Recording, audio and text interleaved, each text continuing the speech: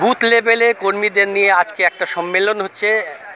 সেই সম্মেলনে প্রেসিডেন্ট বিজেপির যে ব্যারাকপুর ব্যারাকপুর যে ডিস্ট্রিক্ট প্রেসিডেন্ট ফাল্গুনী পাত্র রয়েছেন, তার কাছেই জেনে নেব কী কর্মসূচি কী করছেন তারা আর কীভাবে তারা অর্গানাইজ করছেন। হ্যাঁ ফাল্গুনীদি, কী অর্গানাইজ করছেন, কী কর্মসূচি?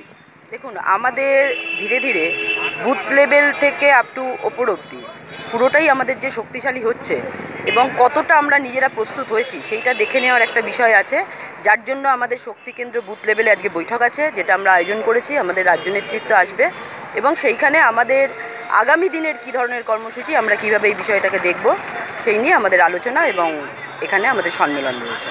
সম্মেলনের পর কি একটা প্রেস মিটেরও আলাদা? আমাদের এখানে সম্মেলনের পরে এখানে অনেক বিভিন্ন দলের কর্মী সমর্থকরা আছেন, যারা আমাদের ভারতীয় জনতা পার্টির ছাতার তলায় আসতে চাইছেন, তাদের জয়েনিং হবে এবং তারপরে একটা মিছিল আমরা করে বেরোবো। আরও কিছু একটা তথ্য যেটা অপ্রীতিকর বিজেপির পক্ষে, বহু ভাটপাড়া থেকে লোক বেরিয়ে যাচ্ছে, সেটা আপনি কী বলবেন? বহু বেরোয়নি, তবে কিছু মানুষ যাচ্ছে। কারণ দেখুন, ব্যক্তিগত মতামত, আমরা গণতন্ত্রের ওপর বিশ্বাস করি, ব্যক্তিগত মতের ওপর বিশ্বাস করি।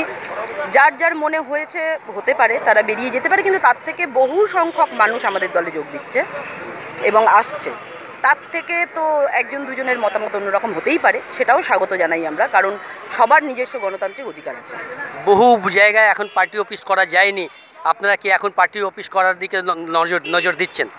দেখুন, মানুষের উচ্ছ্বাস রয়েছে, প্রত্যেক কর্মী সমর্থকরা তারা নিজেরাই পার্টি অফিস বানাতে উদ্যত রয়েছে এবং তারা নিজেরাই পার্টি অফিস বানাবে এবং তারা তাদের নিজের জায়গা নিজেরাই তৈরি করে নেবে এবং আগামী দিনে সাধারণ কর্মী মানুষ আমাদের জায়গা তৈরি করে দেবে।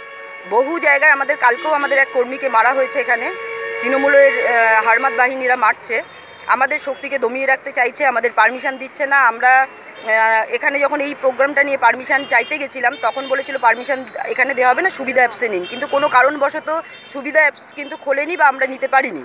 তারপরেও আমরা তাদের কাছে গেলে আমরা পাইনি, লাস্টে আমরা কমিশনারেটে গিয়ে আমরা ইন্টিমেশন দিয়ে আমরা এই কর্মসূচির বিষয়ে জানিয়েছি। অর্থাৎ প্রশাসনের তরফ থেকে আমাদের যে দাবানোর একটা তৎপরতা, সেটা চলছে। শাসক দলের যে কুশাসন, যে স্বৈরাচারী মনোভাব, সেটা এখনও পর্যন্ত দমেনি, লাগাতার তারা সেইটাকে চালু রেখেছে এবং আমাদের কর্মী সমর্থকদের বিভিন্নভাবে হ্যাকেল করছে, মারছে, ধরছে, আমাদের বিভিন্ন কাজে বাধা দান করছে। এই মুহূর্তে তো এই পুরো সম্পূর্ণ প্রশাসন তো নির্বাচন কমিশনের আন্ডারে, তার সত্ত্বেও এটা হচ্ছে কেন? দেখুন, নির্বাচন কমিশনের আন্ডারে সেটা আমরাও জানি, আমরা বিষয়টা রাজ্য স্তরে জানিয়েছি, কেন্দ্র স্তরেও সেই খবর নিশ্চয়ই যাবে। এটা যাতে একদম আমাদের যে রাজ্যের প্রশাসন আছে তার থেকে যাতে এদেরকে মুক্ত করা যায়, বর্তমান যে পরিস্থিতি রয়েছে কোড অফ কন্ডাক্টে, সেটা যদি যাতে মুক্ত করা যায় সেই দিকে আমরা নজর দেওয়ার জন্য বলেছি। ধন্যবাদ আপনাকে। আপনারা শুনলেন ফাল্গুনীর পাত্রর কথা শুনলেন। এখনও প্রশাসন কিন্তু নিরপেক্ষ ভূমিকা পালন করছে না, যেভাবে নিরপেক্ষ ভূমিকা পালন করার কথা। আপনারা দেখছেন aftakhabar.com, সঙ্গে থাকুন, দেখতে থাকুন।